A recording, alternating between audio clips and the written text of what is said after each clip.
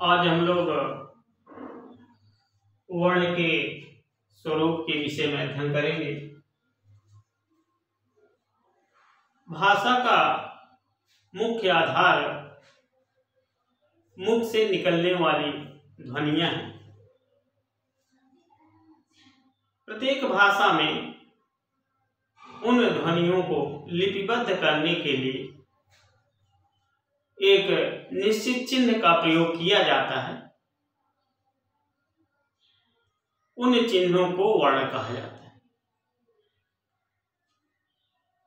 प्रत्येक भाषा के अपने अपने वर्ण होते हैं। उन वर्णों को वर्णमाला कहा जाता है, अल्फाबेट कहा जाता है। अब वर्णमाला किसे कहा जाता है? वर्णमाला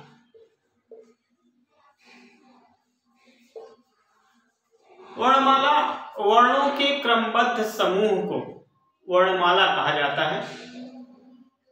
हिंदी भाषा में वर्ण को दो भागों में बांटा गया है।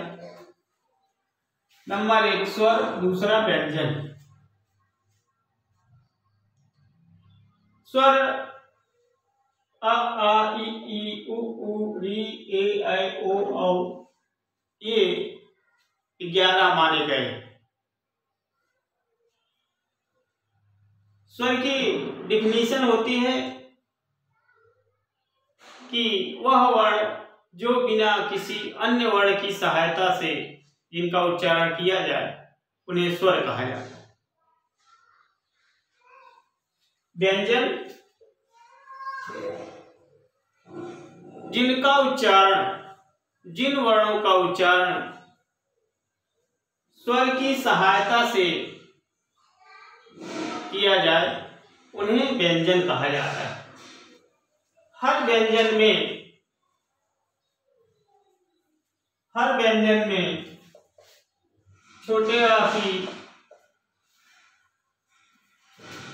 छोटा स्वर छिपा रहता है, यानी व्यंजन बिना स्वर की सहायता से नहीं बोले जाते। अब व्यंजन का से लेकर के क वर्ग से लेकर प वर्ग तक इन व्यंजनों को अलग अलग नाम दिया गया है। जैसे स्पर्श व्यंजन क से लेकर के प वर्ग तक, क वर्ग से लेकर के प वर्ग तक के व्यंजन को स्पर्श व्यंजन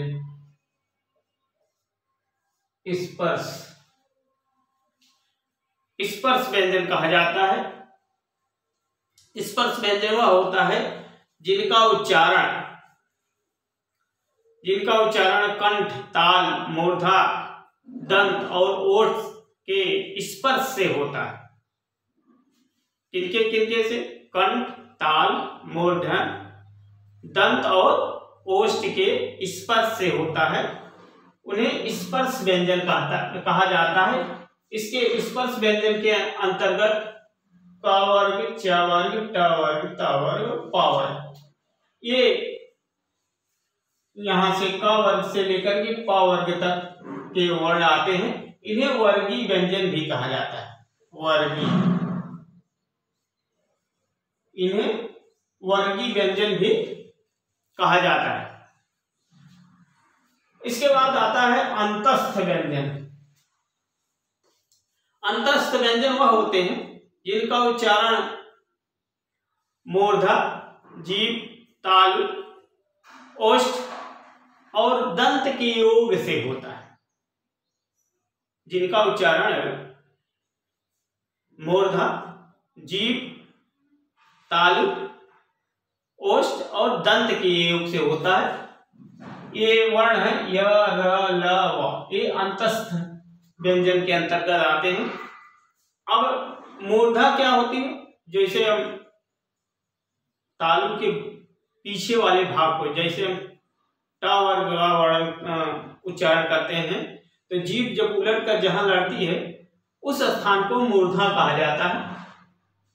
कंठ, तालु, तालु ऊपर वाला दांत के बगल वाला भाग है तालु।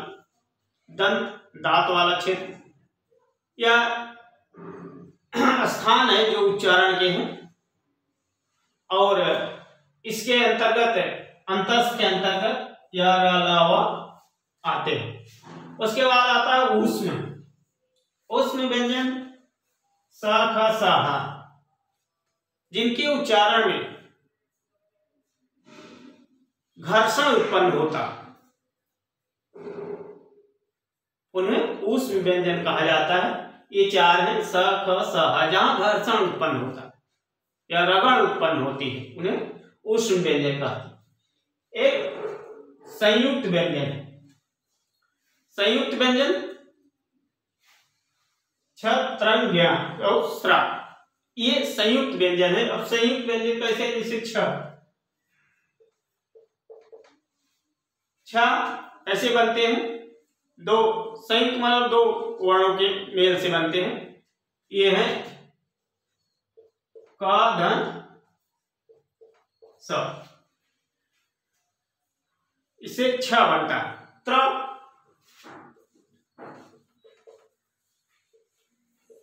त, धन, र,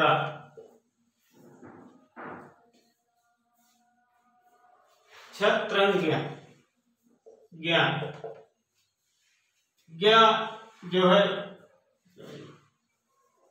ज, धन, ञ, इनके संयोग से बनता है। और स्र,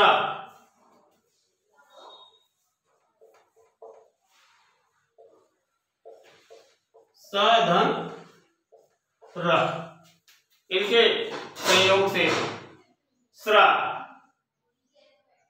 का उच्चारण होता है। इसके बाद ये द्विगुण व्यंजन है। द्विगुण व्यंजन इसलिए कहा जाता है, एक रूप इनका ये है ड़ और ड़।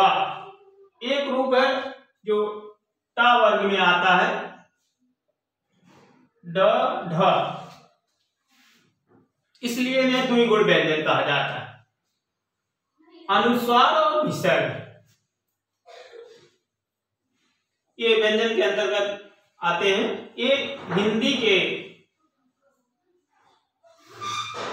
वर्णों का स्वरूप है। इसके बाद आगे हम लोग वर्णों का वर्गीकरण देखेंगे दूसरे वीडियो में। धन्यवाद।